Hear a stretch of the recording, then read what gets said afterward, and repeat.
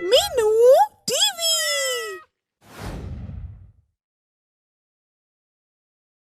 आप सुन रहे हैं कहानी अम्बे माता का चमत्कार।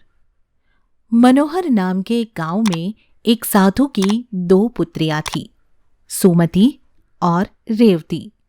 सुमति देखने में कांतिवान थी, पर उसका स्वभाव बहुत ही कोमल था।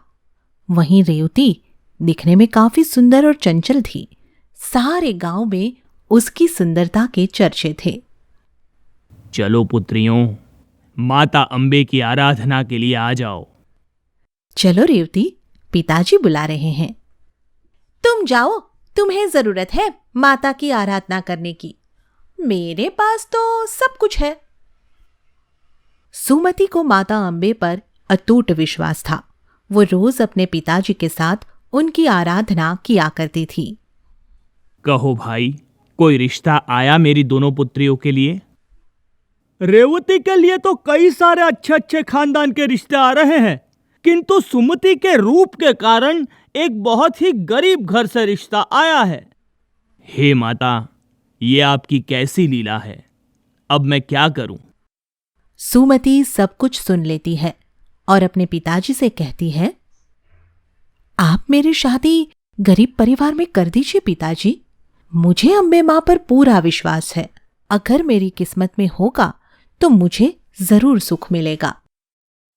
जहां रेवती की शादी एक बड़े ऊंचे खानदान में होती है, वहीं सुमति की शादी एक गरीब लकड़ी काटने वाले के साथ हो जाती है।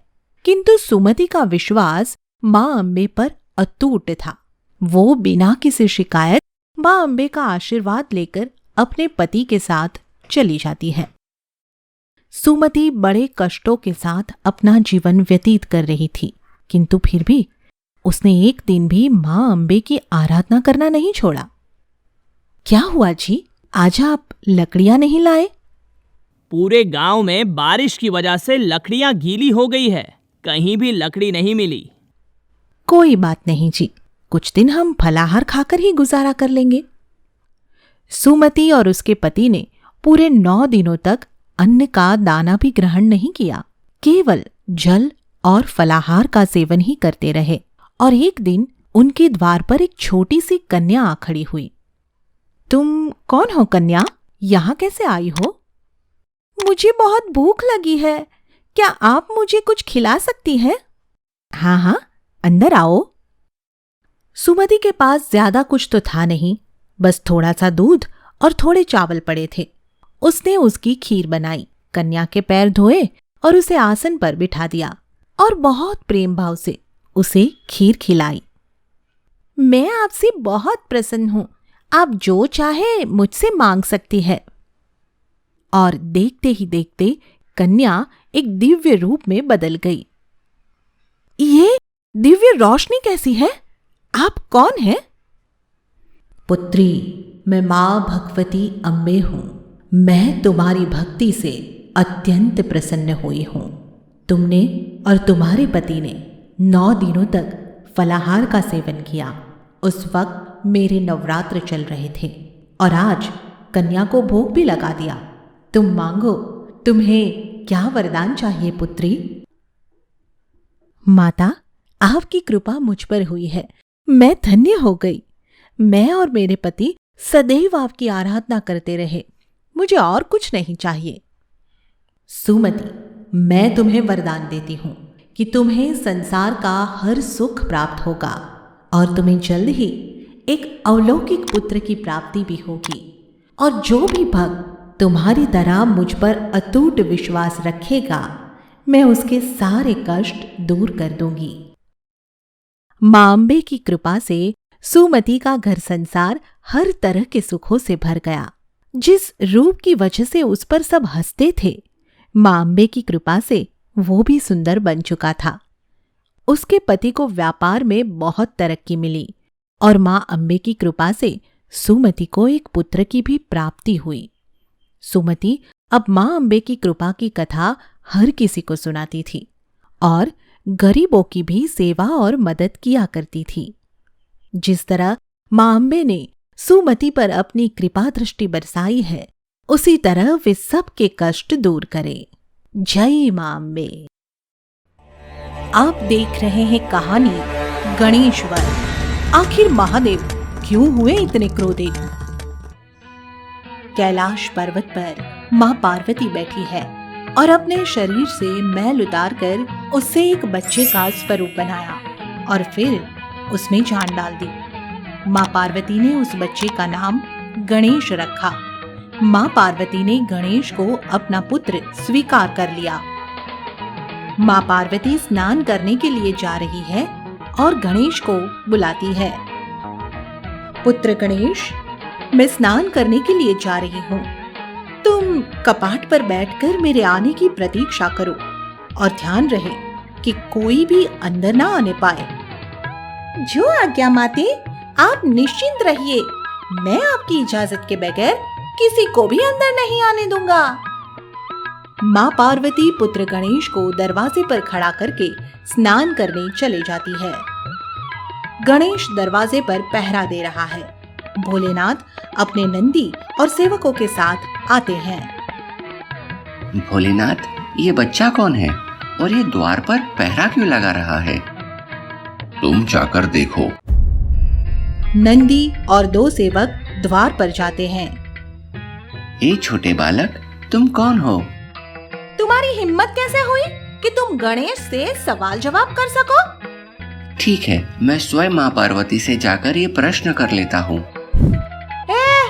ठहरो, तुम द्वार के अंदर नहीं जा सकते। तुम कौन होते हो मेरा रास्ता रोकने वाले? मैं पार्वती पुत्र गणेश हूँ और ये माता का आदेश है कि कोई अंदर ना जाने पाए। पुत्र, अचानक से? चलो अब वापस जाओ। मुझे पागल समझता है क्या मूर्ख लड़के? मैं नहीं जाऊंगा। गणेश अपनी मोटी गदा उठाते हैं और जोर से नंदी को मारते हैं। नंदी को चोट लग जाती है और वह दौड़ता हुआ वापस महादेव के पास जाता है। महादेव, भोलेनाथ, बचाओ, बचाओ। महादेव को गुस्सा आ जाता है। उस तुच्छ बालक की इतनी हिम्मत कि तुम पर हाथ उठाए। मैं अभी जाकर उसको सबक सिखाता हूँ। भोलेनाथ द्वार की तरफ जाते हैं। रुको, कहाँ चले जा रहे हो? आपको दिखता नहीं कि द्वार पर पहरेदार खड़ा है? ये मेरा घर है और मुझे इसमें जाने से कोई नहीं रोक सकता है। जो भी हो, लेकिन आपको मुझसे इजाजत लेनी ही होगी, अन्यथा आप अंदर नहीं जा सकते हो। तुम इतने धूर्त कैसे हो सकते हो? धूर्त तो आप हैं, जो मेरे कहने के बाद भी द्वार में प्रवेश कर रहे हैं। तुम मुझसे बहस कर रहे हो। मैं तुम्हें भस्म कर दूंगा। मैं पार्वती पुत्र गणेश हूँ और मेरा कोई कुछ नहीं बिगाड़ सकता। बालक, द्वार से हट जाओ। मेरी माता का आदेश है कि जब तक वो स्नान करके बाहर ना आ जाए तब तक मैं किसी को भी अंदर न जाने दूं। बालक, सामने से हट जाओ।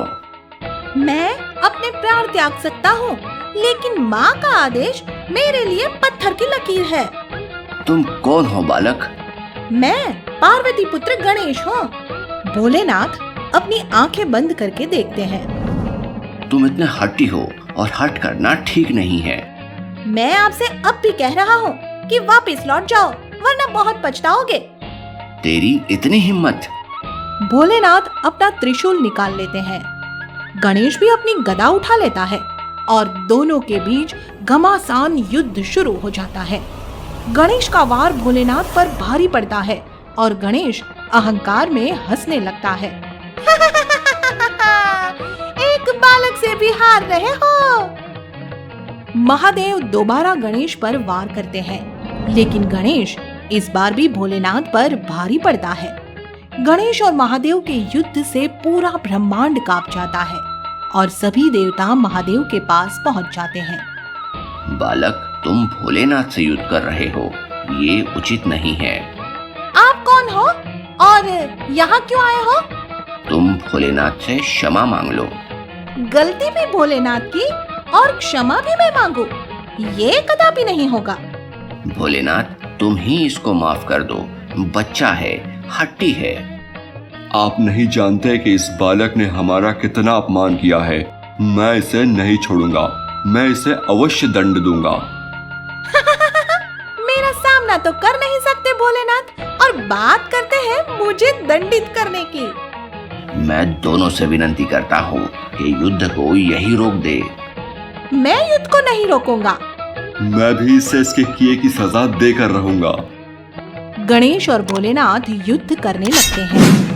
मैं बोल रहा हूँ तुम दोनों रुक जाओ और बालक तुम भोलेनाथ से माफी मांग लो। गणेश ब्रह्मा को भी गदा मार देते हैं। यह देखकर भोलेनाथ और बाकी सभी देवताओं के होश उड़ जाते हैं। महादेव के चेहरे से क्रोध अलग ही झलकने लगता है। महादेव क्रोध में आ जाते हैं। दुष्ट बालक, मैं अब तक तो तुझे माफ भी कर सकता था, लेकिन अब तुझे जीवित नहीं छोड़ूंगा। बालक, तुम ऐसा करके हमारे गुस्से को बढ़ा रहे हो।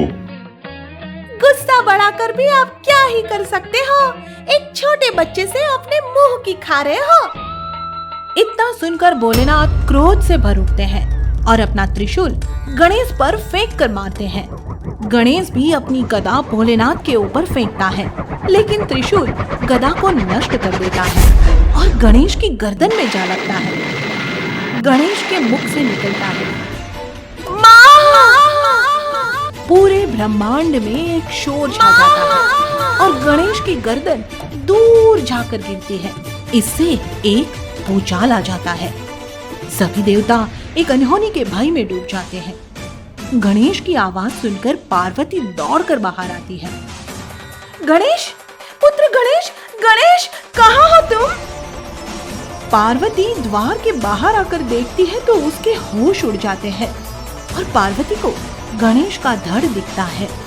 यह देखकर वह क्रोध से भर उठती है। पार्वती विनाश करने के लिए चामुंडा का रूप धारण कर लेती है।